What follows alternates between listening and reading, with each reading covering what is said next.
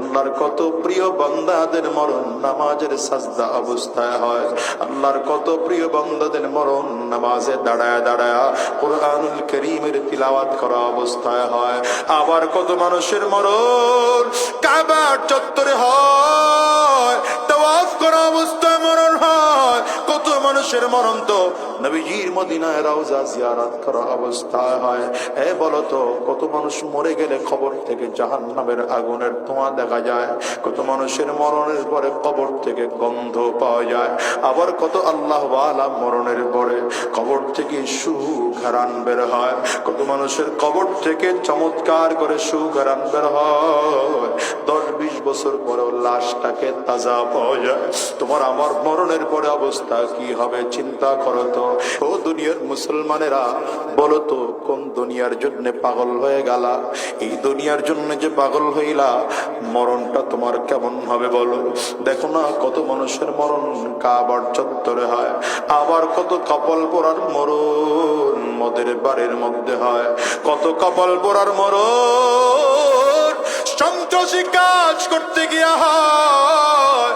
কত বদমাশের মরণ নাচ গানের মধ্যে গিয়া হয়। কত মানুষের মরণ ডাকাতি করতে গিয়া হয় রে বাবা। এই জন্য আজকের ময়দানটার মধ্যে যারা হাজির,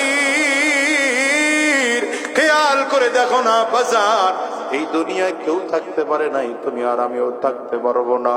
এই দুনিয়ায় বাবা নাই, মা নাই, তোমার আমার, তুমি আমিও থাকবো না। দাদা নাই, তুমি আর আমিও থাকবো না। হিসাব নিলাও, এই 75 বছর 76 বছর ধরে মাহফিলটা হোসাইনিয়ায় চলতেছে। কত ওয়াইজ এখানে বসে বসে বয়ান করেছে। আজকে তারা হয়তো জমিন থেকে বিদায় হয়ে আল্লাহর কবরে চলে গেছে। আবার কত শ্রোতা এই মজলিসের মধ্যে ছিল, আজকে তারা নাই।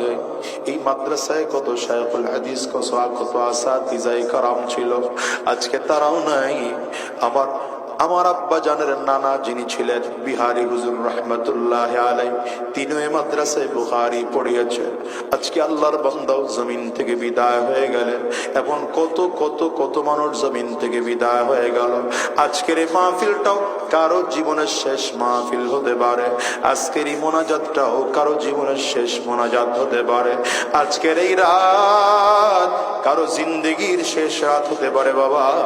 এই জন্য আজকের ময়দান থেকে ওয়াদা করে বের হও, আর মালিকের কাছে ওয়াদা করো, আল্লাহ